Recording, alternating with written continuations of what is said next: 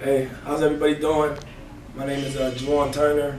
I'm a football GA. I work with the defense. And the memo I wrote about was, since we were in the midst of kind of like a coaching change, I talked about, when we got our new coach, Coach Cronic, I talked about some of the memos he shot out to not only coaches but players about, how we were going to change the culture and how we were going to turn things around. So the purpose of my memo was to inform and educate players and coaches on how to hold each other accountable. So that entails a lot of things that I'll get into in a second.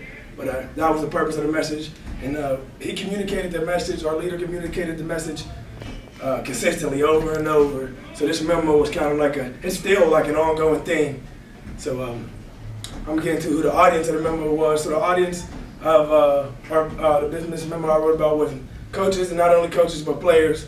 And I mean, I guess that can extend to anybody around the team, trainers, student assistants, anybody who helps out with the team. Because I mean, everybody who works with the department or works with our program essentially is a part of our culture.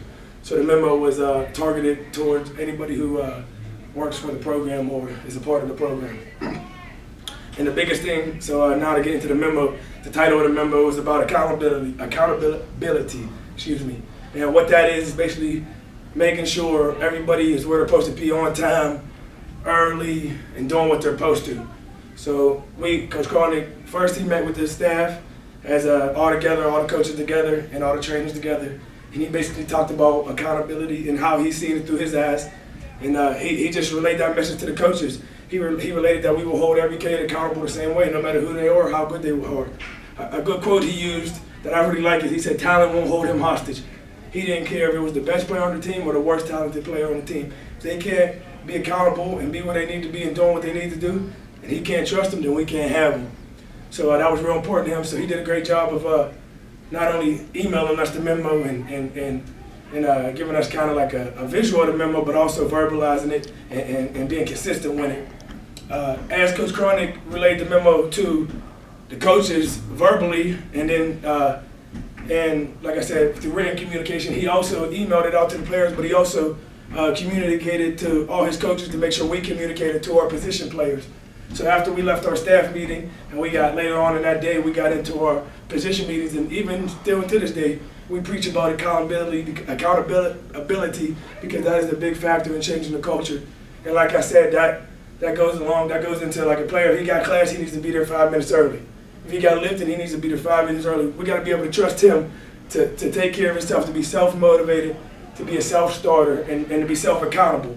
And when he ain't self-accountable, we preach about each other holding each other accountable. So if I see a coach not doing something he's supposed to, I need to hold him accountable. If a coach sees me not doing what I'm supposed to, they should hold me accountable. And if a player don't see each other doing it, if one guy sees his teammate not doing what they're supposed to or would be where they're supposed to, they need to hold that person accountable and let them know about it. And that was the basis of the message.